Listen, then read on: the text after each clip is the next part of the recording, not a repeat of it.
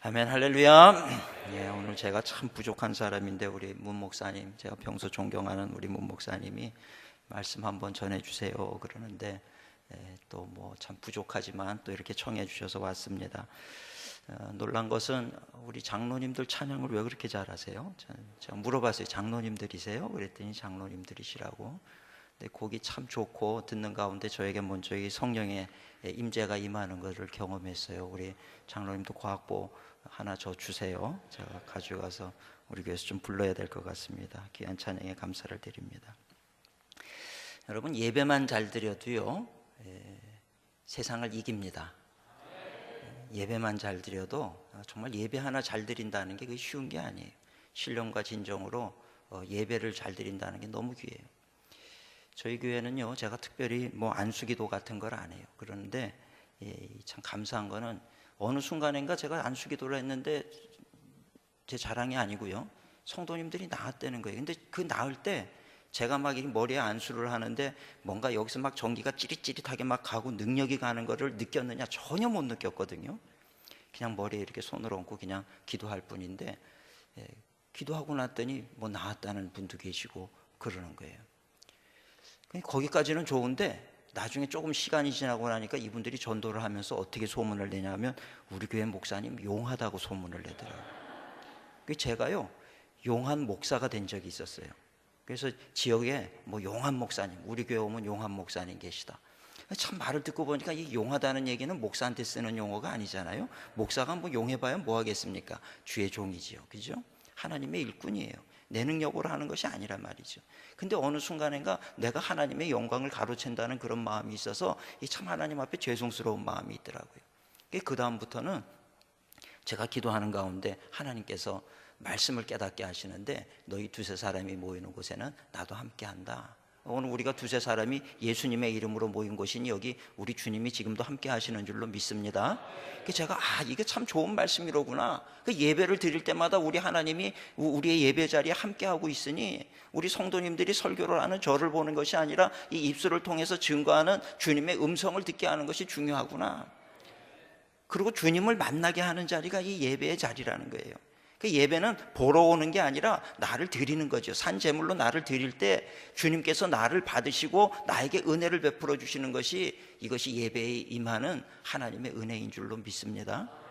그래서 예배의 자리에 우리 주님이 함께 하시니까 예배 끝나고 저한테 안수기도 받지 말고 예배 중간중간에 예수님께서 친히 여러분들의 마음을 만지시고 안수하시고 하는 것을 여러분 직접 경험들 하시라고, 믿음의 눈들을 열고 믿음의 귀를 열고 사람의 말로 받지 말고 하나님의 말씀으로 받아라. 그럼 이 말씀이 믿는 너희 안에서 역사하느니라. 데살로니가전서 2장 13절에 사도 바울의 얘기거든요. 제가 이 말씀을 전했어요. 그리고 났더니요, 그 다음 주부터 놀랍게 예배를 드리고 가면서 기적적인 역사들이 나타나는 거예요. 그래서 참 우리가 이 예배의 자리에 믿음으로 나온다는 게 너무 중요하다는 걸 제가 깨달은 거예요. 여러분, 예배의 자리에 달려 나올 때 누가 설교를 하든지 이 자리는 설교자를 만나러 오는 자리가 아니라 우리 주님을 만나러 오는 자리예요. 오늘 이 자리를 통해서 하나님 나에게 하시는 말씀을 듣고 내가 그 말씀을 마음에 새기고 그리고 내가 그 말씀을 아멘 믿음으로 받게 되어질 때 그 말씀이 믿는 너희 안에서 역사한다는 거예요. 저희 교회 여성교회 회장 하시는 분이요, 이 연세가 70이 되셨는데 계단을 내려가다가 삐끗하신 거예요. 그래가지고 이분이 쩔뚝쩔뚝거리면서 걷는데 침을 맞아도 안 났고 또 뭐 어디 그 정형외과를 가서 찜질을 해도 안 났고 몇 달 동안 안 났고 계속 연세가 70이 넘으신 분이 쩔뚝쩔뚝 거리니까 그 여성교회 전체 회원들이 다 우리 장로님 어떡하냐 그러고 계셨단 말이에요.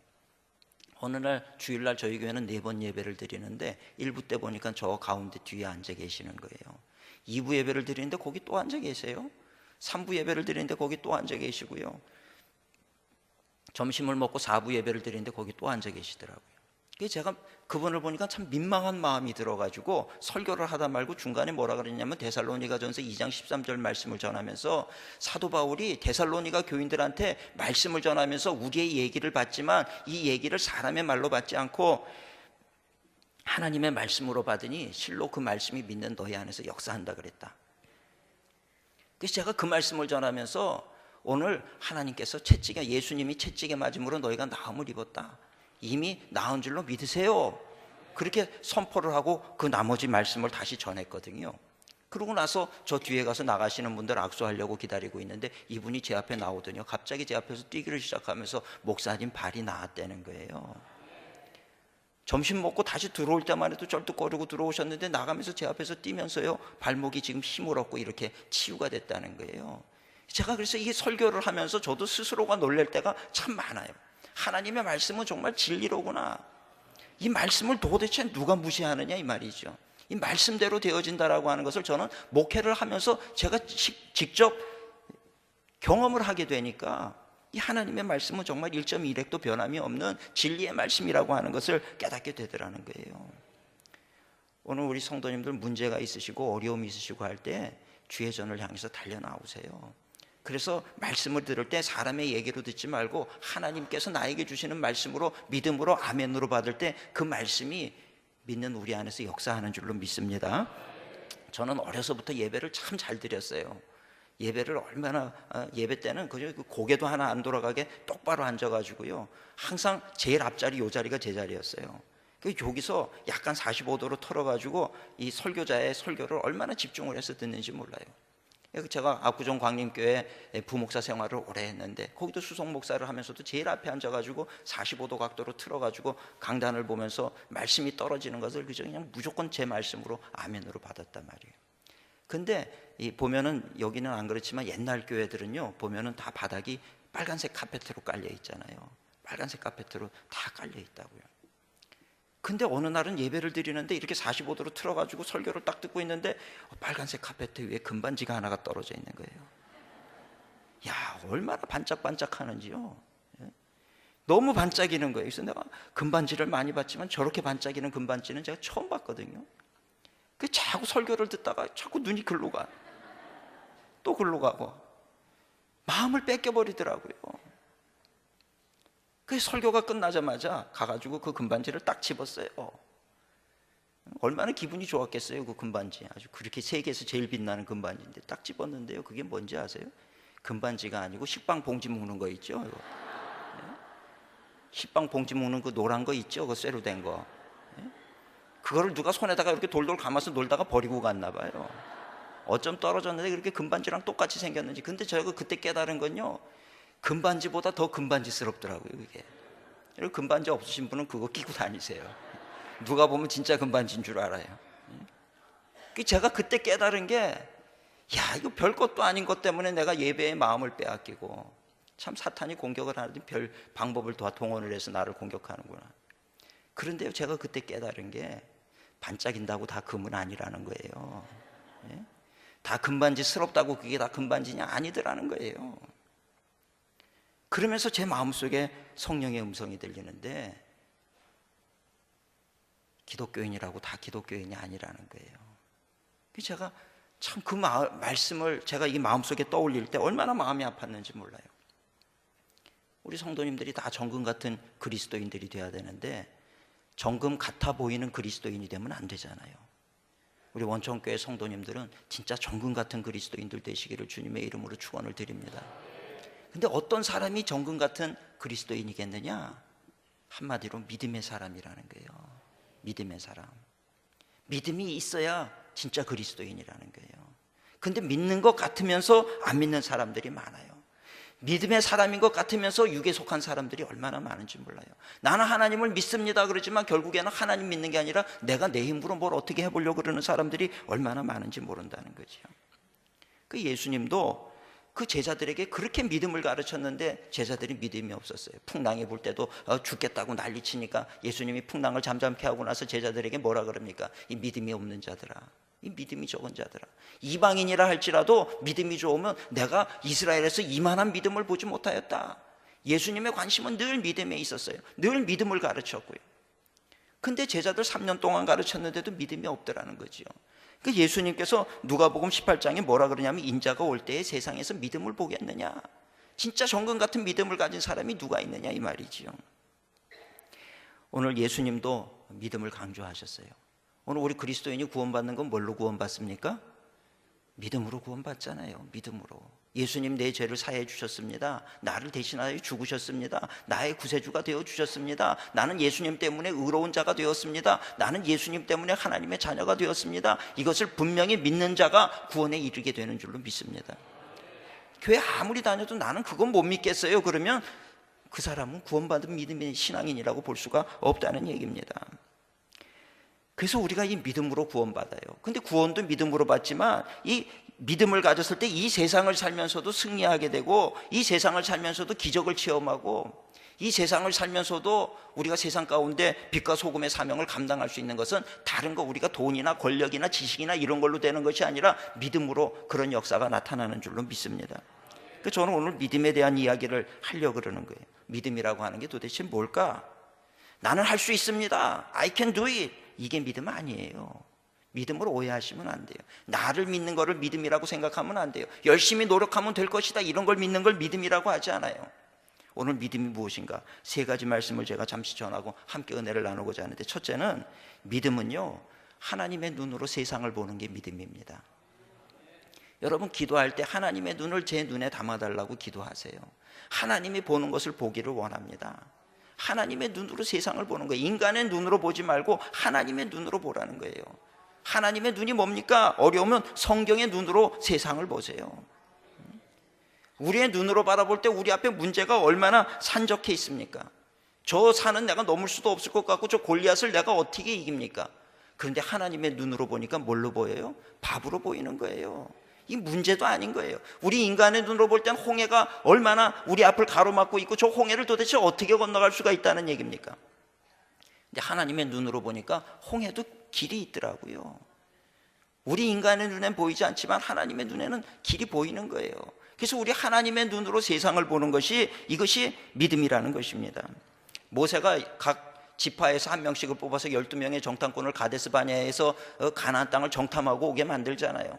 그때 10명의 정탐꾼, 똑같은 땅을 보고 왔는데 10명의 정탐꾼은 뭐라 그럽니까? 그 땅을 가보니까 정말 좋은 땅이기는 한데 이미 그 땅에는 주인이 있습니다. 임자가 있습니다. 그런데 그 사람들이 얼마나 잘 먹고 잘 살았는지, 아주 뭐 키가 얼마나 크고 거인들인데 그 사람들 눈에는 우리가 메뚜기처럼 보일 겁니다. 우리의 힘으로는 도저히 이길 수가 없습니다. 이거는요, 정확한 현실적인 분석을 한 거예요. 모든 보고서가 얼마나 완벽한지 그런 보고서를 했단 말이죠. 모든 걸 정확하게 보고를 했어요. 그러니 이스라엘 백성들이 출애굽을 해가지고 광야에서 떠돌다가 이제 가나안으로 들어가는구나 생각을 했는데, 들어가려고 보니까 거기는 거인들이 있고 우리가 싸움 상대가 안 되는데 이거 어떡합니까? 이런 얘기지요. 그런데 여호수아와 갈렙은 뭐라 그래요? 똑같이 보고 와서 그 땅 좋은 땅인데 그들이 크다 할지라도 그들은 우리의 밥이라는 얘기예요. 왜 밥입니까?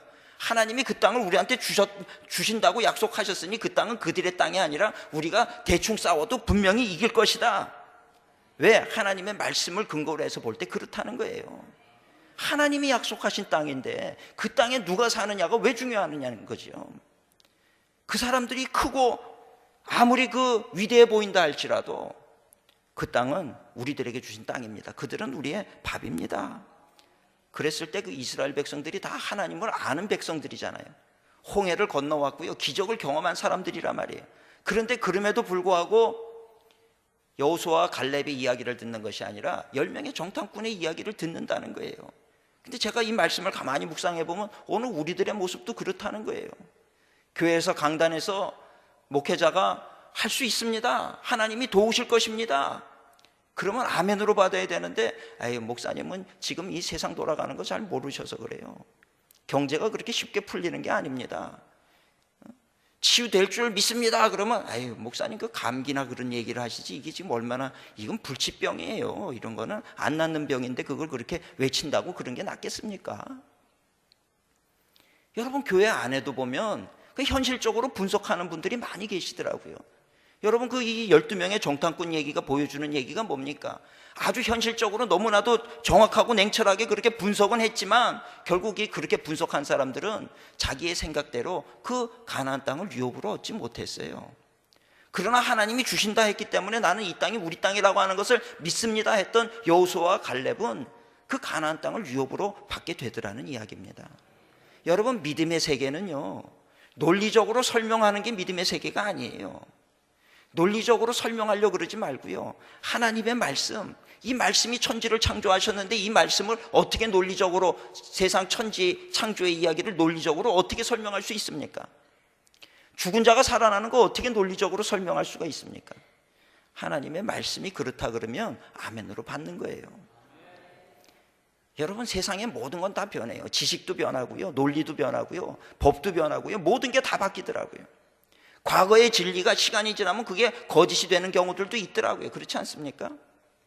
근데 하나님의 말씀은 영원부터 영원까지 변치 않는 하나님의 말씀인 줄로 믿습니다.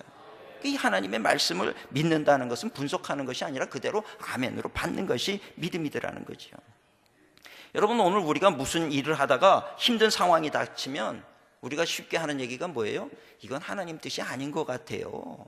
하나님 뜻이면 이렇게 자꾸 뭐가 막히고 이렇게 어려움 당할 수가 있습니까? 일사천리로 잘 돼야지. 그런데 이렇게 자꾸 뭐가 막히는 거 보니까 이건 하나님 뜻이 아닌 것 같아요. 이렇게 생각하는 분들이 계세요. 여러분들 생각은 어떻습니까? 하다가 좀 어렵고 길이 막히면 하나님의 뜻이 아닙니까? 틀린 생각이라는 거예요. 여러분, 어렵고 힘들 때마다 그게 하나님 뜻이 아니면 이스라엘 백성이 출애굽하는 게 하나님 뜻입니까? 출애굽할 때부터 난관에 부닥쳤어요. 출애굽하자마자 홍해가 가로막혔고, 광야 들어왔더니 적들이 우리를 죽이려고 그러고, 가나안 건너가려고 그랬더니 요단강이 가로막혀 있고, 들어갔더니 또 거기 그 땅에 또 아주 용사들이 살고 있고. 출애굽이 하나님의 뜻입니까? 그럼에도 불구하고 출애굽해서 가나안 땅을 얻는 것은 하나님의 뜻이었어요. 오늘 우리가 인생을 살면서 2019년도를 살아가면서 예상하지 못한 어려움들이 다가올 거예요. 우리가 예수님 잘 믿으면 그런 어려움이 안 오는 게 아니고요, 그런 어려움이 오지만 그런 어려움이 올 때마다 내가 하나님 나와 함께 하신다, 임마누엘의 신앙을 가지고 그것을 뚫고 나가고 굽히지 아니하고 믿음으로 도전해서 승리하는 것이, 이것이 믿음의 사람들의 모습인 줄로 믿습니다. 어려운 문제가 오면요, 기도하면 되는 거예요. 그 일이 풀려지면 찬송하면 되는 거고요. 내가 이런 처지 저런 형편 가운데 있다 할지라도 하나님은 나와 함께 하시는 임마누엘의 하나님이 되신다, 이것을 믿는 거예요. 여러분, 하나님의 눈으로 세상을 보니까 뭐가 보이냐면 하나님이 지금 나와 함께 하는 게 보이는 거예요. 여러분, 지금 주님이 여러분과 함께 하는 게 보이십니까? 믿음의 눈을 열어서 보는 거예요. 믿음의 눈을 열어서. 저는 답답한 일이 있을 때 주일날 설교를 하면서 이렇게 성전을 아래 위층을 이렇게 쭉 들어가요. 이 교회가 저희 교회랑 사이즈도 조금 비슷한 것 같아요. 이렇게 쭉 둘러보면서요, 믿음의 눈으로 보는 거예요. 믿음의 눈으로 여기 지금 하나님이 임재하고 계시니, 여러분, 왕이 올 때 왕만 옵니까? 신하들, 군대들이 다 동원되지 않습니까? 이 성전에 하나님이 거하시니 지금 여기는 눈에는 보이지 않지만 천군 천사가 가득하다. 그 천군 천사들 가운데는 싸움에, 전쟁에 능한 천사도 있을 것이고 치유하는 천사들도 있을 것이고, 왕이 이 자리에 임재해 있는데, 여러분, 그래서 하나님의 성전은요, 거룩한 성전인 거예요. 누가 그래요? 교회가 무슨 거룩합니까? 보니까 맨 죄인들만 가서 있던데. 그 교회가 거룩해요, 안 거룩해요? 인간을 볼 때는 죄인들밖에 없지만 교회는요, 하나님이 함께 하시기 때문에 거룩한 곳인 거예요. 그래서 그 죄인 된 우리들이 그 죄를 씻고 정함을 얻고 힘을 얻고 돌아가는 자리가 바로 교회란 말이죠. 이 교회는 이 세상 가운데 꼭 있어야 되는 것이 하나 있다고 하면 저는 교회라고 서슴지 않고 얘기를 합니다. 교회는 하나님의 영이, 또 하나님의 임재가 임하는 곳이 교회인 줄로 믿습니다. 여호수아와 갈렙은 하나님의 눈으로 세상을 봤어요. 여러분들, 우리 눈앞에 그런 문제들이요, 하나님의 눈으로 보시기를 주님의 이름으로 축원합니다. 성전에 나와도요, 아프신 분들은 예배를 드리면서 우리 주님께서 지금 나를 안수하고 계신다, 만병의 의원 되시는 우리 주님께서 내 병을 치유하고 계신다, 믿음의 눈으로 보세요. 여러분들 자녀들을 축복하는 기도할 때 우리 자녀 속색이잖아요, 그죠? 속색이지 않으세요? 목사 자녀도 속색이에요. 속색이거든요. 속색이지 않으면 자녀가 아니래. 속색의 자녀래. 근데 우리가 그 자녀를 보고도, 아유, 주님, 옆집 자녀는 정말 잘생기고 다 좋은데 바꿔주시지 왜 나한테 이 자식을 주시고 저쪽에 저렇게 좋은 자녀를 줬는지. 그러지 마시고요, 기적을 보는 시간이라고 생각하시고 우리 자녀를 축복할 때 내가 축복 기도하는 그 순간에 우리 예수님이 내 자녀를 만지시고 계시는 것을 믿음의 눈으로 보면서 기도하시란 말이에요. 여러분, 기업이 어려웠을 때는요, 이건 안 되는 거예요. 지금 경제가 어려운 거야. 이래서 안 되고 저래서 안 되고. 우리는요, 원리를 알 필요 없어요. 그저 해답 대신에 하나님께서 만지시면 죽은 자가 살아나고요, 상황이 변화되고 풍랑이 잠잠케 되는 역사가 일어나는 줄로 믿습니다. 아니, 당신은 그걸 믿습니까? 그런 말도 안 되는 걸 믿습니까? 그러면은 여러분들 뭐라고 얘기할 거예요? 그러게요, 당신 말 듣고 보니까 진짜 그러네요. 내가 교회만 가면 이상하게 믿음이 생겨서. 그러지 말고요, 믿습니다라고 얘기를 하세요. 나는 그렇게 될 줄로 믿습니다. 여러분, 기업이 어렵고요, 저희 교회도 저한테 찾아와가지고 주일날 되면은 와가지고 목사님 앉으면요 이상해요. 저만 보면 그냥 어린애들부터 80 노인까지 제 앞에 앉아서 목사님, 그러고 나면 다 눈물을 펑펑 쏟는단 말이에요. 눈물을 펑펑 쏟으면요 저는 심장이 내려앉아요. 또 무슨 문제가 있으신가? 근데 얘기를 하는 걸 들어보면 답이 없어. 저도 답이 없죠.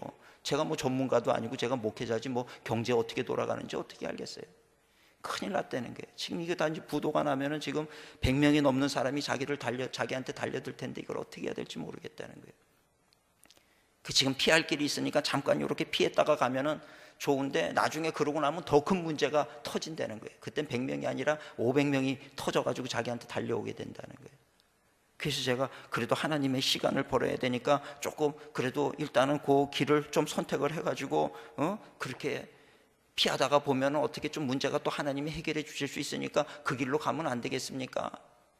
그렇게 얘기를 했어요.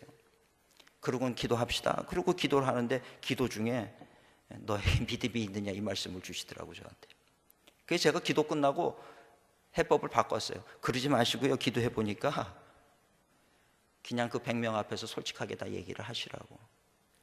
힘들어도 지금 다 얘기를 하고 솔직한 게 답이다. 하나님께서 어떻게 풀어가시는지를 보시라고. 그랬더니 그분이 이게 지금 상황이 만만치 않고 너무 힘든 상황이라는 거예요. 그래도 제가 그래도 하나님을 믿으시니까 나중에 더 크게 터지는 일을 선택하지 마시고 솔직하게 지금 상황이 이렇다는 것을 그분들을 모아놓고 얘기를 하시라고. 하나님이 역사하실 거다. 하나님을 신뢰하는 믿음으로 나아가라. 그랬더니 이분이 눈물을 펑펑 쏟다가 한참 울다가 예 목사님 말씀대로 하겠습니다. 그리고 나갔어요. 지금 그 문제를 풀고 계세요. 저는 하나님께서 역사하실 줄로 믿습니다. 이게 믿음이더라는 거예요. 결정적인 순간에는 하나님을 잘 믿고 하나님을 의지한다 그러지만 어떤 문제가 터지면 그 다음에는 내가 하나님 의지하는 게 아니라 내가 할 수 있는 방법을 최대한으로 찾아가지고 어떻게 해서든지 이렇게 바꾸고 저렇게 메꾸려고 할 때가 얼마나 많은지 몰라요. 그건 답이 아니죠. 우리 교회에 한 작은 여자 권사님이 계시는데 이분이 허리가 이제 안 좋아요. 그 병원에 갔더니 병원에서 당신은 3개월 뒤면 이제 못 걷게 될 것 같다고. 허리에 여기 척수 신경에 뭐 문제가 있어가지고 그렇게 진단을 내린 거예요. 그러니까 이분이 걱정이 되니까 와가지고 목사님 이제 석 달 있다가 못 걷게 된대요. 그래서 지금 수술하면 어떻게 되는데요? 그랬더니 지금 수술하면 지금부터 못 걷게 된대. 그러니까 그냥 차라리 석 달이라도 걷다가 자연스럽게 못 걷게 되면 그때 그렇게 되는 길이 지금 최선이라고. 그때 어차피 못 걷게 되니까 그때 수술을 하자는 거예요. 그래가지고 제가 기도한 다음에 석 달밖에 못 걷는다 그러면 권사님 앞으로 석 달 동안 어디 다니실 거예요? 그리고 제가 물어봤어요. 그랬더니 이분이 가만히 생각을 하더라고요. 그랬더니 목사님 저 석 달 동안 전도 따라다닐게요. 저희 교회는 매일 전도단이 나가요. 조별을 짜가지고 매일 전도 나가겠대. 석 달 동안 어차피 석 달 걷고 못 걸을 거 그래도 전도하다가 그렇게 석 달 나중에 나가고 싶어도 못 나가면 후회가 될 것 같으니까 전도 나가겠다는 거예요. 그래서 내가 아이고 권사님 잘 선택하셨어요. 걸을 수 있는 때까지는 걷되 내 인생을 위해서 걷는 게 아니라 하나님의 영광을 위해서 그렇게 걸으면 좋지요. 같이 전도단 따라다니세요. 그 이분이 매일 나가서 전도를 하기를 시작을 했어요. 6개월이 지났는데도 걷는 거예요, 이분이. 1년이 지나도 걷고요. 2년이 지나도 걷고요. 3년이 지나도 걷고요. 그래서 인도네시아에 딸이 결혼을 한다고 비행기를 타고 인도네시아까지 6시간 비행기를 타고 날아가야 되는데 병원에서는 의사가 갈 수 없는 거라 그랬는데 아주 뭐 허리가 다 회복이 돼가지고 갔다 왔어요. 1년 전에는 호주에 갔다 왔어요. 둘째 딸이 호주에서 결혼해가지고 호주 갔다 오고. 지금도 걸어요. 할렐루야. 네. 참 하나님의 역사하심이 얼마나 놀라운지요. 어제 송구영신 예배 때도 나왔어요. 목사님 감사합니다. 저한테 감사할 건 아니죠. 하나님께 감사해야지. 하나님이 하시면요, 우리 눈에는 다 문제로 보일지 모르지만 하나님의 눈에는 문제가 아니라 다 답으로 보여요. 우리가 문제입니다 라고 얘기할 때 하나님은 그 문제가 바로 답이다 그렇게 말씀을 주시죠. 사실 우리가 문제 앞에 부딪혔을 때 하나님 앞에 나오는 거 아니겠습니까? 근데 하나님 앞에 나오고 보니까 하나님이 어떻게 풀었는지 그 문제를 그냥 풀어버리시더라는 거예요. 여러분, 하나님의 눈으로 세상을 보시기를 축원을 드립니다. 제가 저 압구정동 광림교회에서 청년부 목회를 했는데요, 기획도 하고 청년부를 담당을 했는데 그 큰 교회에 청년부가 100명밖에 안 되는 거예요. 이 100명들도 맨날 모이면 그저 그냥 술이나 마시고 맨날 그러는 거예요. 교회에서 포기를 했어. 광림교회에서 포기한 부서가 바로 청년부였어요. 제가 이제 거기 선배니까 가서 좀 맡아라. 제가 맡았어요. 자신이 있었죠. 제가 자신이 있어가지고 그 아이들을 보고 이제 여름 수련회가 됐는데 이번에 막 믿음을 가르치고 막 다 가르친 거예요. 근데 아이들이 뭐 시큰둥해. 나만 오면 지들끼리 얘기를 하다가 입을 딱 닫아버려요. 저는요, 그 청년부 맡으면서 왕따가 뭔지를 경험했어요. 제가 가면요, 그냥 쑥 돌아앉아가지고, 야, 그 정말 내가 유령도 아니고 말이죠. 이거 뭐 무슨 얘기를 하면 듣지도 않고. 그 겨울 수련회를 갔는데, 뭐 겨울 수련회라고 갔더니 50명밖에 안 온 거예요, 그나마 또. 50명이 와가지고요, 뭐 그냥 힘들게 2박 3일 수련회를 했어요. 마지막 날 캠프파이어를 하는데, 캠프파이어에 불을 갖다, 불이 뭐 철사줄에 매달아서 이렇게 떨어지면 불이 확 붙잖아요. 캠프파이어 아시죠? 그걸 하면 뭐 저 때는 그래도 뭐 이렇게 종이에다가 죄를 적어가지고 앞으로 이렇게 안 살겠다 그러고 뭐 태우고 뭐 그랬잖아요. 그죠? 확 불이 붙으니까요, 이 녀석들이 난 그 다음에 뭘 하려나 그러고 봤더니 뭐 주섬주섬 하더니 생닭을 50마리를 꺼내는 생닭. 그러더니 꼬챙이에다 꽂아가지고 2인 1조가 돼가지고 이 닭을 굴려요. 거기서 완전히 생 바베큐를요, 거기서 가지고 그 자리에서 이렇게 하고 있는 게 영하 10도 추위에 강촌에서 말이죠. 제가 어이가 없어가지고 주여 쟤들을 정말 답이 없습니다, 노답입니다 그러고 있었어요. 이걸 돌리는데 제가 그 자리에서 기적을 봤어요. 기적이 뭔지 아세요? 닭을요 불에다가 돌리는데 안 익어. 저는요 호렙산에서 떨기나무에 불이 붙었는데 안 타는 게 뭔지를 알았어요. 제가 닭을 암만 20분 30분을 굴리는데도 닭이 안 익어. 야, 참 놀랍더라고요. 이게 어떻게 불에다가 넣으면 그래도 익어야 되는 거 아니에요? 안 익는 거예요. 그 다음 순간에 저는 더 놀라운 걸 봤어요.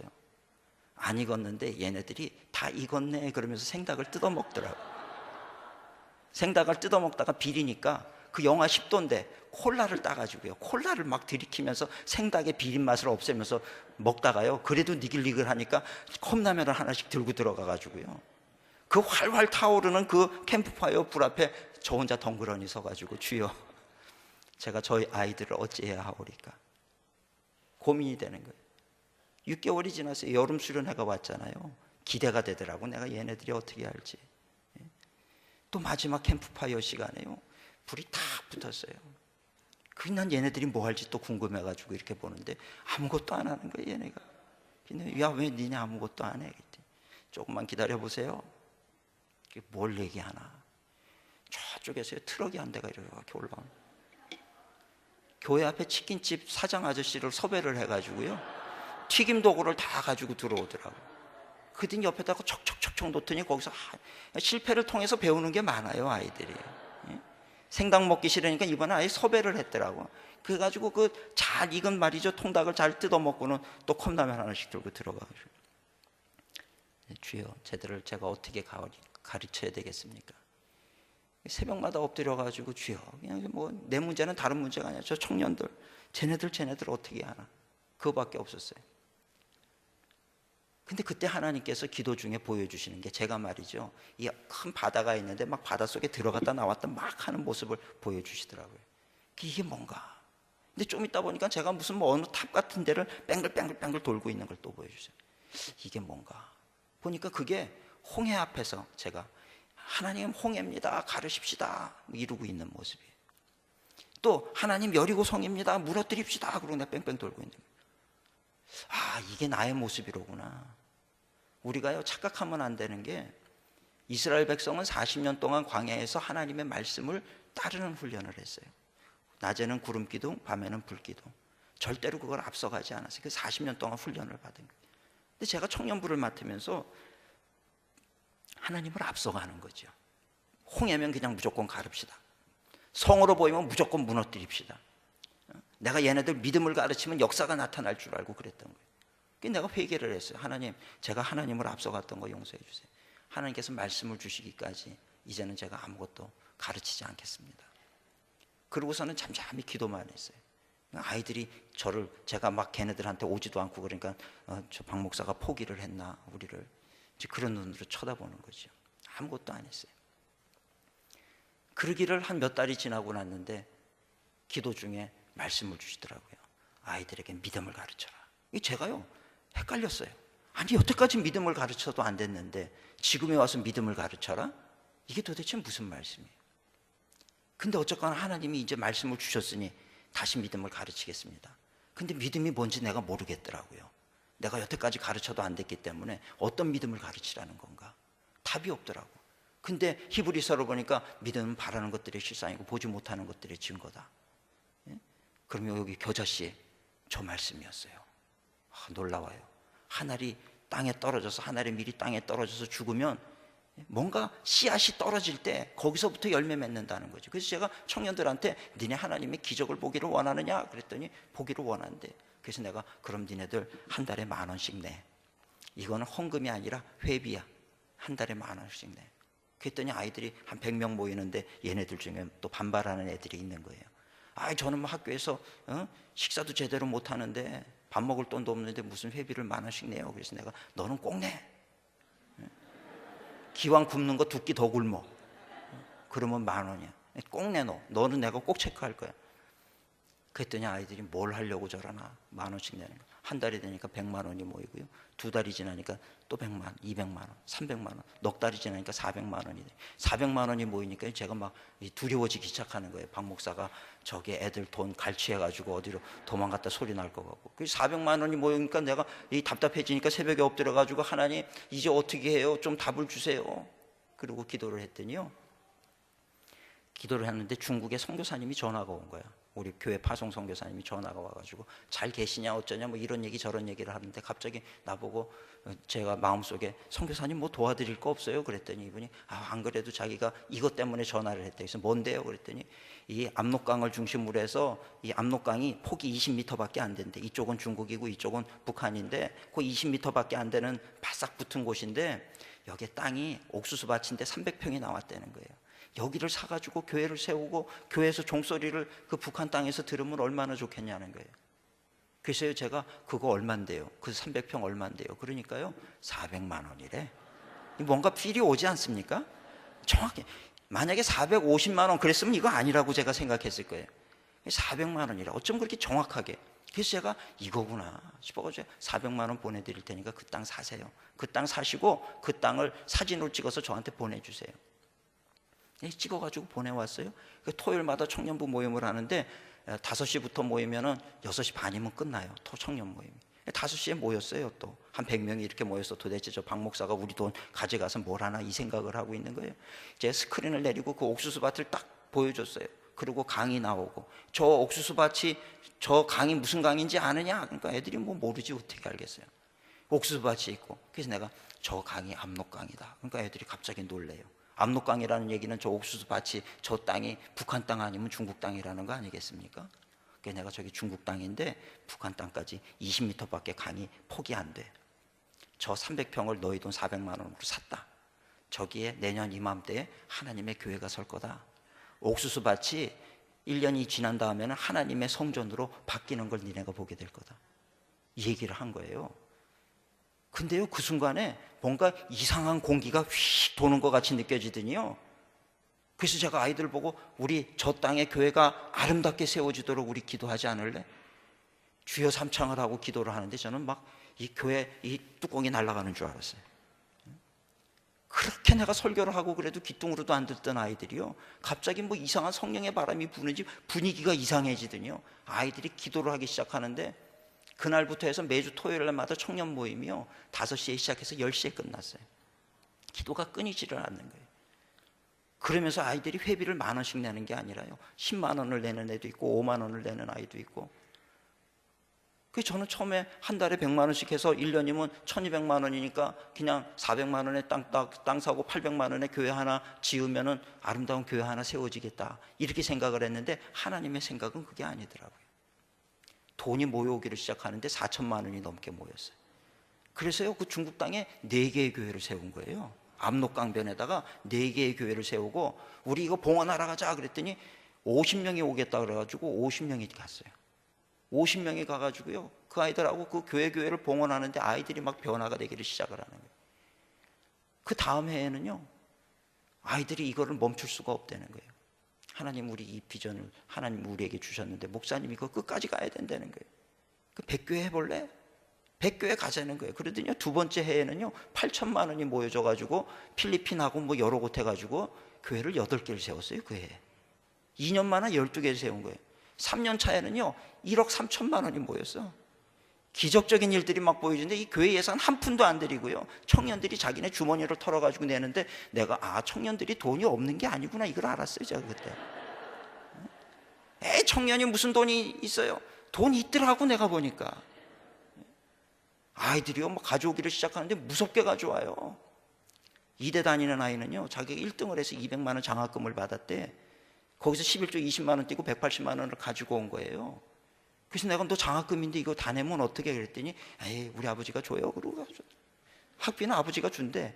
이거는 하나님이 여기 헌금하라고 자기 원래 1등 못하는데 1등 했다고 가져오고요. 근데 이 사연이요 많아요. 걔가 그 축복 기도를 했는데 그 아버지가 나중에 어려워져 가지고 또 뭔가 좀 경제사범으로 잘못돼 가지고 들어갔을 때 제가 그 아이를 장학금을 다 줬어요 교회에서. 그러군요 걔가 임용고사 본다는데 서울에서 임용고시 보는 게 얼마나 어렵습니까? 연습 삼아 봐요 그랬더니 한 번에 돼 가지고 가더라고. 제가 이런 것들을 보면서 말이죠, 그래서 3년 반 만에, 겨우 4년 만에 31개 교회를 세웠어요 청년 아이들이. 그러면서 100명이던 아이들이 650명까지 가더니 2005년도에는 저보고 목사님 올 연말까지 우리 1000명 뚫습니다 이러고 일어나더라고요. 제가 그때 깨달은 게 하나님이 하라 하실 때 해야 되는 거로구나, 앞서가면 안 되는 거로구나. 여러분, 그래서요 올 한 해 여러분들 교회 다니시면서 하나님의 말씀을 설교단에서 받는 것을 아멘으로 받는 것도 중요하고요, 여러분들이 말씀을 묵상하는 가운데 감동이 되는 말씀이 있으면 그 말씀을 지키시기를 주님의 이름으로 축원을 드립니다. 그래서 시편 1편 2편에는 뭐라 그러느냐, 복 있는 자는 여호와의 율법을 즐거워하여 그 율법을 주야로 묵상하는 자로다. 왜? 그 말씀을 묵상할 때 믿음이 생기거든요. 하나님의 음성은요 하나님의 말씀을 묵상하다가 듣는 거예요. 그 말씀 붙잡고 도전하면요 안 될 것 같아도 하나님이 열어주시더라는 것입니다. 그래서 제가 이 믿음을 갖고 산다는 것이 죽어서 천국 가는 것뿐만 아니라 이 세상을 승리하는 비결이 바로 이 믿음의 세계 속에 있구나. 믿음의 사람 되시기를 축원합니다. 세상 사람들이 다 안 됩니다 얘기를 한다고 거기에 흔들리지 마세요. 하나님이 안 된다라고 얘기하시면 안 되는 거지만 하나님의 음성이 없는 한 사람의 얘기에 귀를 기울이지 마세요. 저는 가끔 가다가 목회자들 모이면은 이 나라가 어려워질 거고 앞으로 어떻게 되고 재앙이 오고, 웃기는 소리 하지 말라 그래요. 저는 그래도 이 땅에 기도하는 성도가 얼마나 많은데. 여러분, 소돔 고모라 성이 왜 망했는지 아십니까? 소돔 고모라가 왜 망했어요? 소돔 고모라는요 죄악 때문에 망한 도시가 아니에요. 의인 10명이 없어서 망한 도시예요. 거기에 그 땅에 의인 10명만 있었어도 안 망했을 거예요. 그죠? 아시죠? 그 생각을 하면 이 땅에 지금 기도하는 성도가 얼마나 많은지 아십니까? 숨어서 골방에서 기도하는 수많은 사람들의 기도가 있는데 하나님이 이 나라를 버리신다고요? 말도 안 돼. 성경도 모르는 소리다 그러는 거죠. 오늘 우리 성도님들 하나님의 말씀 붙잡고, 세상이 뭐라 그러든 우리는 하나님의 말씀 붙잡고 기도하는 성도님들 되시기를 주님의 이름으로 축원을 드립니다. 그래서 두 번째로 믿음은요 하나님을 철저히 신뢰하는 거예요. 하나님을 철저히 신뢰하는 거. 이웃을 신뢰하는 거, 내 직장 선배를 신뢰하는 것이 아니라 하나님을 신뢰하는 게 믿음이더라고요. 아브라함이 복의 근원이었어요. 그죠? 그러니까 조카 롯이 이 아브라함을 따라다니다 보니까 아브라함의 복을 나눠받게 돼가지고 이 롯도 부자가 됐어요. 부자가 되고 나니까 롯의 목자들하고 이 아브라함의 목자들하고 자꾸 다툼이 일어나니까 아브라함이 뭐라 그래요? 조카를 불러가지고, 조카야, 우리가 한 가족인데 이렇게 재산 가지고 싸우는 게 옳지 않다. 이제는 우리 결별하자. 네가 왼쪽 가면 내가 오른쪽 가고, 네가 오른쪽 가면 내가 왼쪽 갈게. 네가 먼저 땅을 선택해. 그랬거든요. 그러니까 이 조카 롯이 얼씨구나 하고 말이죠. 자기가 좋은 땅을 선택하잖아요. 좀 이 롯이 좀 그래도 인간성이 괜찮았으면, 에이, 그래도 삼촌이 먼저 결정하세요. 이게 옳지, 그죠? 근데 자기가 먼저 이런 기회를 놓칠 수가 없다. 이제 삼촌을 내가 따라잡으려고 그러면 더 좋은 곳을 잡아야 된다. 그래가지고 눈을 들어서 보니까 소알 들쪽에 보니까 물도 많고, 이 아주 그냥 푸른 초장이 있고 하니까 나는 저 땅 갖겠습니다. 그런 거예요. 그랬더니 아브라함이 넌 글로 가라. 나는 반대쪽으로 갈게. 그 사막 척박한 땅으로 아브라함이 가고, 롯이 간 그 좋은 땅, 그 땅이 어떤 땅이에요? 소돔 고모라 땅이잖아요. 인간의 눈에는 그게 좋아 보이는 거예요. 인간의 눈에는 거기 가면 성공한 것처럼 보이고 좋은 땅처럼 보이는 거예요. 근데 그거 자체가 뭘 얘기하느냐? 하나님을 신뢰하지 않는다는 거예요. 아브라함은요, 척박한 땅이라도 상관없어. 왜? 천지를 창조하신 분이 하나님이신데, 내가 안 좋은 땅을 갖는다 할지라도 거기서도 하나님은 사막에서 샘이 솟게 하시는 분이 하나님이시다. 여러분, 이 믿음이 있으시기를 주님의 이름으로 축원을 드립니다. 환경 보고 선택하지 마세요. 좋은 것 같아도 그렇지 않아요. 환경 보고 무엇을 선택하기보다 나는 하나님을 선택합니다. 이게 지혜롭다는 거예요. 그러니까 아브라함은 믿음의 사람인 거죠. 아브라함은 내가 어느 곳에 가든지 상관없습니다. 열매를 맺게 하시는 분은 하나님이시라고 하는 것을 알기 때문에 그런 거죠. 오래전에 제가 압구정 광림교회에서 기획 목사를 하고 있을 때, 그때 감리교 선배 목사님이 한 분이 저를 찾아왔어요. 누군지도 몰라요. 저는 쏙 들어오는데 막 인상을 얼마나 고약하게 쓰고 막 슉 하고 들어오는데, 문 노크도 안 하고 문을 벌컥 열고 들어오는 거예요. 그때 박 목사님, 그래서 내가 깜짝 놀랐어요. 아니, 처음 보는데 초면에 저분이 누군지도 모르겠는데 나한테 왜 저러나, 우리 교인이신가 누군가 그랬어요.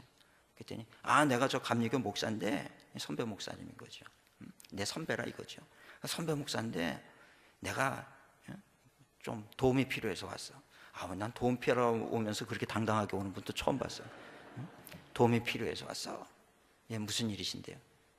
내가 저 안양 쪽에서 목회를 하는데 목회가 너무 힘들어. 안 돼. 그래서 이 주택가 속에 있는데 좀 밖으로 나왔으면 좋겠어. 근데 옮기려고 그러니까 뭐 비용도 들고 그러니까 이 광림교회에서 뭐 도울 수 있는 게 있으면 좀 도와달라는 거예요. 그래서 내가 마침 잘 됐습니다. 이 장의자 새거 아주 좋은 거 우리가 다 깔고 남는 게 몇 개 있는데 그거 한 20개 남는데 그거 가져가세요. 그랬더니 보러 가지. 이렇게 보여드렸더니 이렇게 아주 너무 좋은 아주 A급 의자들이었는데 이렇게 보시더니 그걸 깨우뚱 하더니 다음에 보자고 그냥 가시는 거예요. 그래서 내가 참 별 사람도 다 보겠다네. 왜 저러시는 거야? 그런 거예요. 그러고는 한 6개월, 7개월, 8개월 정도 지난 다음에 이분이 다시 왔어요. 다시 오는데요, 이번에는 막 얼굴이 해같이 빛나는 거예요. 박 목사님 그러고 들어오더라고. 또 참 초면에 그렇게 인상 쓰는 목사님 처음 봤고, 두 번째 그렇게 또 반기는 목사님 처음 봤어요. 박 목사님 그러고 들어오세요. 오랜만이시라고. 무슨 일이 있었는지 안 그래도 그때 그냥 가셔서 내가 궁금했는데 좀 얘기 좀 해보시라고. 사실은 그때 자기가 목회를 하는데 교인이 5명이었다는 거예요. 근데 암만 해도 안 늘고 성장도 안 되고, 나는 목회에 은사가 없나 그만두려고 그랬다는 거예요. 그만두려고 그러는데 또 한 명이 돌아가셨대. 5명에서 4명이 된 거예요. 4명이 돼서 이거 정말 뭔가 내가 다시 한번 좀 신기일전 해봐야 되겠다고 싶어가지고 저한테 찾아온 거예요. 그랬는데 얘기를 다 듣고 다시 해보려고 하니까 자신이 없어서 그냥 자기 그만두겠다 그러고 갔다는 거예요. 갔더니 또 가는 그 주에 또 한 명이 이사를 갔대. 3명밖에 안 남은 거예요. 이건 뭐 하나님의 사인이지 뭐, 그죠? 목회 그만해라는 하나님의 사인 아니겠습니까? 그렇게 받아들인 거예요. 그래서 그만두려고 그러니까 자기가 할 줄 아는 게 목회밖에 없는데 그래도 이제 내가 뭘 하나 싶어가지고 고민을 하고 있는데, 맨날 부흥 강사들 오면은 맨날 금식기도 하고 뭐 하나님 만났다 그러고 그러니까 자기도 그래도 명색이 목사인데 금식기도 한번 들어가자 그래가지고 사흘 작정을 하고 금식기도를 들어갔대요. 금식기도를 들어가가지고 배가 고파 죽겠는데 하루를 굶고 응답이 없고, 둘째 날 굶고 응답이 없고, 셋째 날 굶고 응답이 없어서 에이 그럼 그렇지, 응답은 무슨 응답이야, 그만둬야지. 그러고 왔다는 거예요, 집으로 사흘 금식을 하고. 그런데 저 논산 쪽에서 목회를 하는 친구 목사님한테 전화가 온 거예요. 그 전화를 받았더니 자기 동기 목사님인데 뭐 잘 있었느냐 어쨌느냐 이런저런 얘기를 하다가 그분이 대뜸 그러더래요. 그분은 막 논산에서 한 300명 모이는 교회를 목회를 하고 있는데 자기는 3명이고.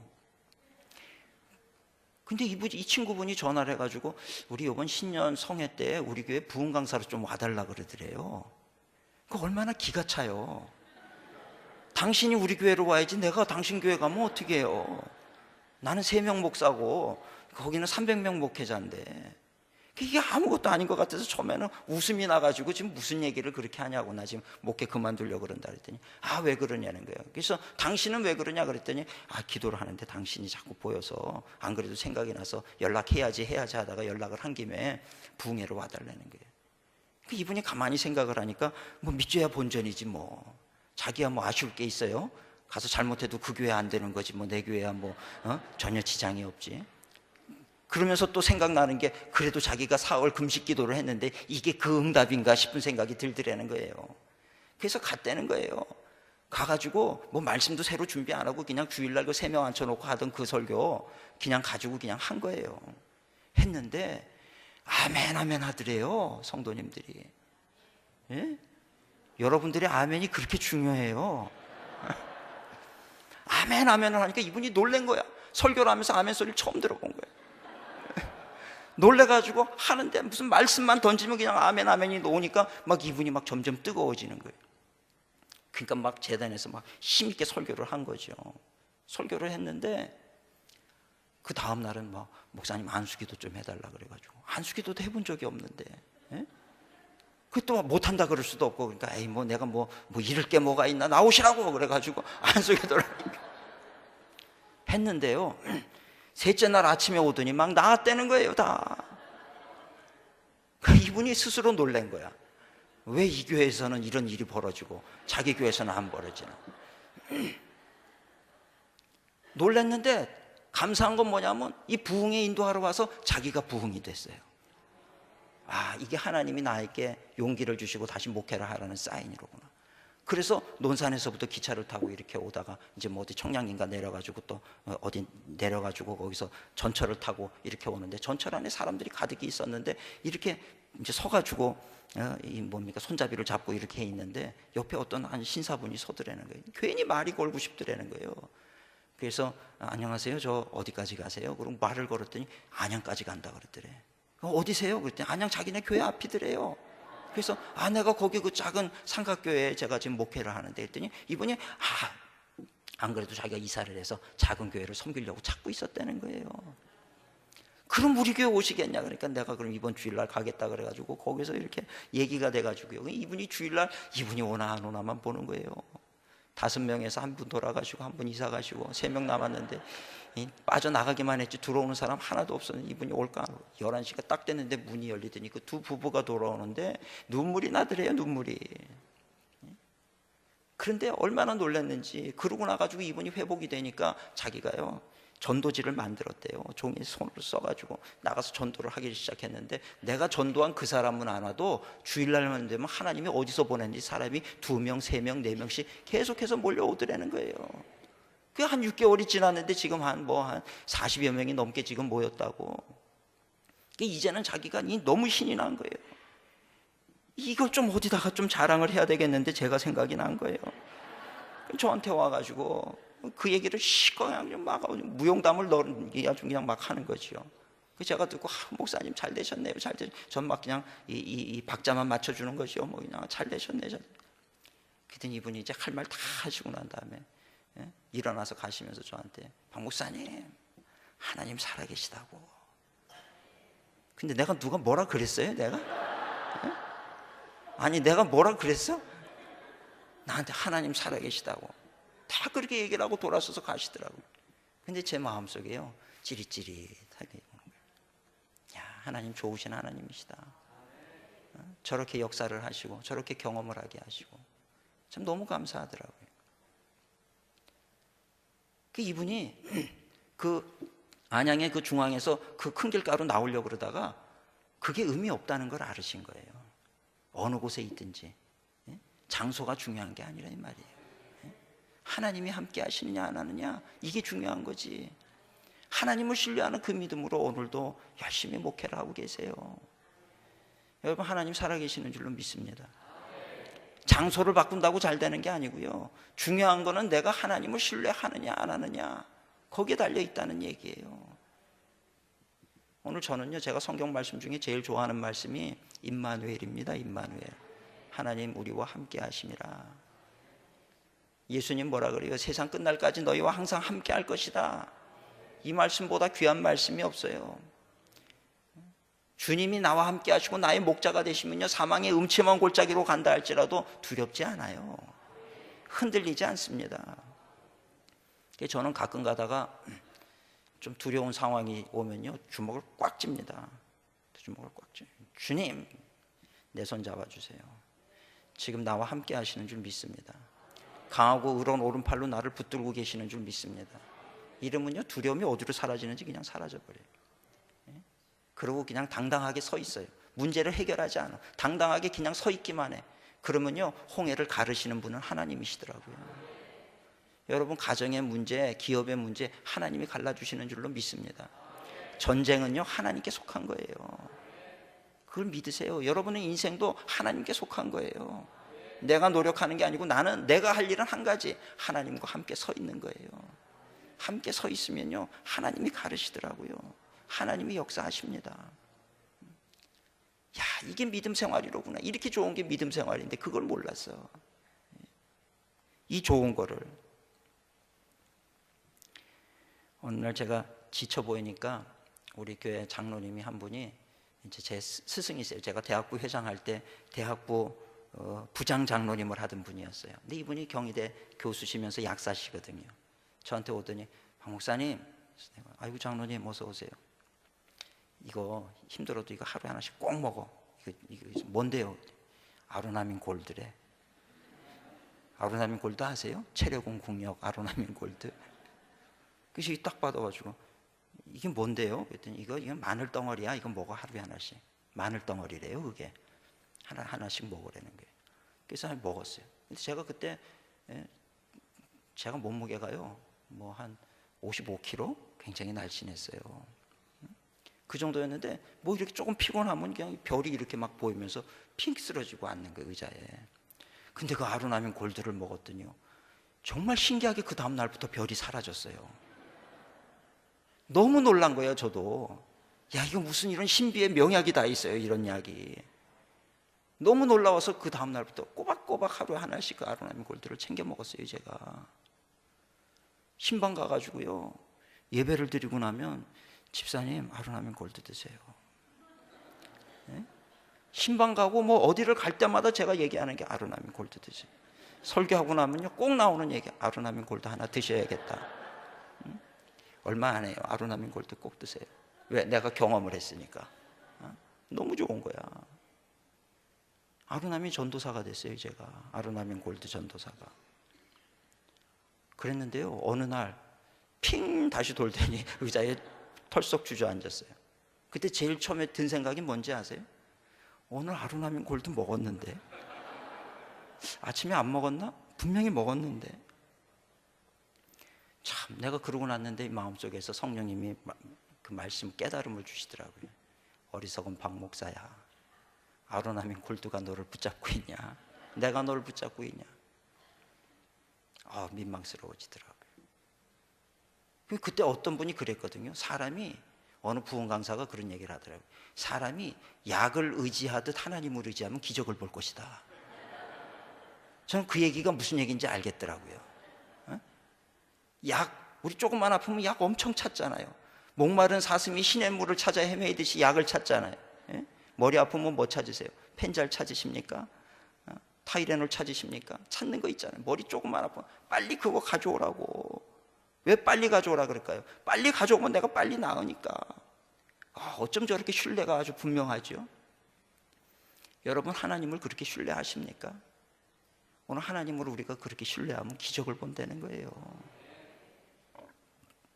문제가 있으면 사람 찾아가지 말고요. 문제가 있으면 또 어디 다른 데 세상에서 답을 찾지 마시고 하나님 앞에 나오는 우리 성도님들이 되시기를 주님의 이름으로 축원을 드립니다. 믿음은 하나님의 눈으로 세상을 보는 것. 또 믿음은 뭐라고요? 하나님을 철저히 신뢰하는 것. 그래서요, 세 번째로 믿음은요, 끝까지 포기하지 않는 거예요. 하나님이 우리를 포기하지 않는데 우리가 먼저 포기할 필요 없잖아요. 어차피 내 인생이 이끌어가는 거 하나님이신 줄 믿습니다. 오늘 본문에도 보면 아말렉과 전쟁을 하는데 모세의 팔이 아파요. 그죠? 영적 지도자도요, 팔이 아파서 떨어지게 돼 있다고요. 영적 지도자는 지쳐요, 안 지쳐요? 지쳐요. 모세도 지치고 엘리야도 지치고 다 지쳐가지고 죽기를 강구했어요. 여러분, 목회자는요, 약해요. 예전에는 제가 자존심이 강해가지고 우리 성도님들한테 저를 위해서는 기도하지 말라 그랬어요. 근데 어느 날 이게 엄청난 교만이라는 걸 알았어요. 그래서 지금은요, 보는 사람마다 임원들은 반드시 필히 저를 위해서 기도하세요. 여러분들이 기도 안 해주면 저는 그저 그냥 이 베드로야, 사탄이 너를 밀가부로 듯이 한다, 이 말씀이 저에게 주시는 말씀이라고 저는 알아요. 기도 안 하고는 제가 설 수 없습니다. 약합니다. 보기에는 멀쩡해 보일지 몰라도 약합니다. 영적으로 사탄이 훅 불면 날아가는 그런 쭉정이 같은 존재입니다. 반드시 기도해 주세요. 기도해 주세요. 제가 교회 목회를 하면서 기도해 주세요. 기도해 주세요. 성도님들이 기도를 할 때 제가 힘이 나서 제 기도가 또 성도님들에게 흘러가더라고요. 그런 어떤 사랑의 교제 가운데 하나님의 임재와 역사가 넘쳐나더라는 거예요. 오늘 아말렉과의 전쟁에서 모세의 팔이 아파서 이것이 내려와요.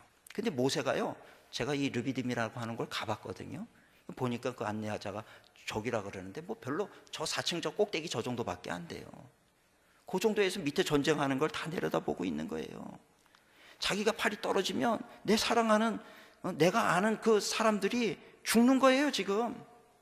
근데 팔이 안 나오려고 할 수는 없잖아요. 이게 지금 얼마나 이 절박한 상황인지 몰라. 안 내려오게 하고 싶은데 자꾸 내려오는 걸 어떻게 해?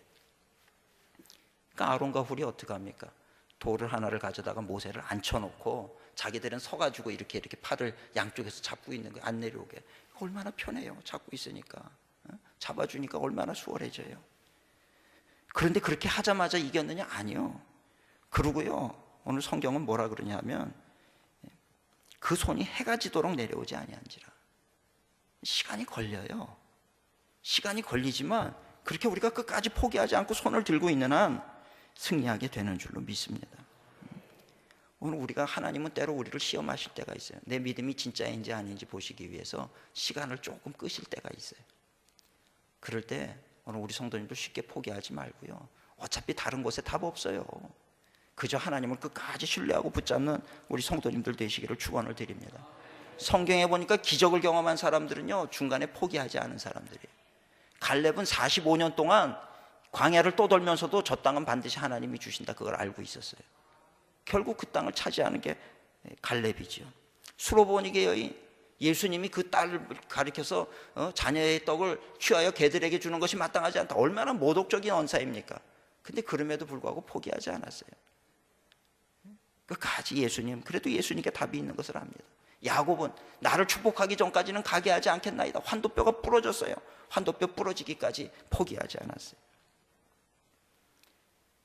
성경의 사람들을 보면요, 다 대단한 사람들 같아도 우리가 나아요, 사실은. 모세는요, 살인자였어요. 여기 살인자 계세요? 살인해 보신 분. 아브라함은요, 믿음의 조상이라 그러지만 아내를 팔았어요. 예? 우린 그러지는 않잖아, 적어도. 그죠? 성경을 보면요, 뭐 이런 사람들이 다 있나? 다윗은요, 자기 신복의 아내를 가로채고, 그리고 신복을 아주 전쟁터 나가서 죽게 만들어요. 이런 악질이 어디 있어요? 그렇지 않습니까? 근데 성경은요, 그런 사람들을 하나님께서 그런 사람들임에도 불구하고 붙잡으시고 변화시키시고 하나님의 뜻을 이루는 도구가 되도록 만드시더라는 거예요. 그러니까 성경을 읽다 보면, 야, 정말 하나님 앞에 쓰임받지 못할 사람은 없구나. 쓰임받지 못할 사람은 없어요. 목사이기 때문에 기도 응답 받는 것이 아니고요. 우리 성도님들 누가 됐든지 하나님께서는 그 기도를 들으시고 응답하시는 하나님이신 줄 믿습니다. 그래서 성경을 읽다 보면 꿈이 생기는 거예요. 아, 그렇다 그러면 나도 내가 다시 이제 돌아서서 하나님의 말씀을 붙잡고 살아야 되겠다. 근데 그 하나님의 말씀을 붙잡을 때 중요한 것은요, 한 번 붙잡고 마는 게 아니라 끝까지 붙잡는 사람이라는 거예요. 포기하지 않는 사람. 하나님 나로 하여금 축복하지 아니하시면 가게 하지 않겠나이다. 끝까지 주님 붙잡는 사람들을 통해서 하나님의 역사가 나타나고 기적의 역사가 나타나는 줄로 믿습니다. 2018년도에 풀리지 않던 그런 문제들 2019년도에 또 어떻게 풀어갈까 고민하는 우리 성도님들 계십니까? 여러분 걱정하지 마세요. 하나님께서 이미 붙들고 계시는 줄로 믿습니다. 우리는요, 내가 어떻게 하려고 그러지 마세요. 이래도 안 되고 저래도 안 되면 그냥 주님 손 붙잡아요. 네? 여러분 습관처럼 붙잡으세요. 저는 제가 혼자 운전하고 다니는 것을 참 좋아해요. 그래서 뭐 속초 같은 데 세미나를 가면은 속초까지 가면서 운전하면서 찬양을 듣고 가는 시간 내내 3시간 4시간 제가 부흥회 하는 시간이에요. 부흥회 하면서 거기서 그냥 소리도 지르고 그냥 그러고 가요. 찬양도 하고 기도도 하고 그러면서 옆자리 조수석을 비워놔요. 거기는 우리 예수님 자리. 예수님 자리. 주님 함께 하시지요? 그리고 가는 거예요. 신나. 예수님 안 졸리십니까? 커피 한잔 하시고 가시겠습니까? 휴게소 들어가서. 웃기는 얘기 같아도요, 늘 그렇게 의식하고 사는 게 중요하더라고요. 의식하고 사니까 죄의 자리에 안 가게 돼요. 나를 지켜요. 주님 지금 함께 하시지요? 주님 커피 한잔 하고 가겠습니다. 제 친구 목사가 운전을 하는데 차를 타고 이렇게 운전을 하는데요, 차가 저쪽에서 한 대가 훅 지나가면 할렐루야, 한 대가 또 지나가면요 할렐루야, 2대가 지나가면 할렐루야 할렐루야. 왜 그래 도대체?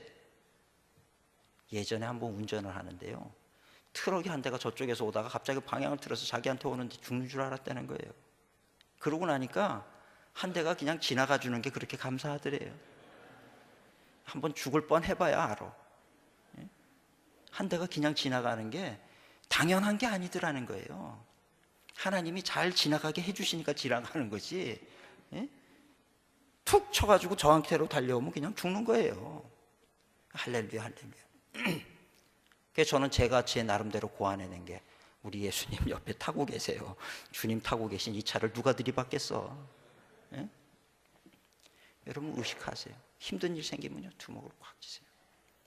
이 주먹은요 세상을 향해서 이 해보겠다는 주먹이 아니라 예수님의 손을 잡는 거예요. 예수님 나와 함께 하시는 줄 믿습니다. 지금 내 손 잡고 계시는 줄 믿습니다.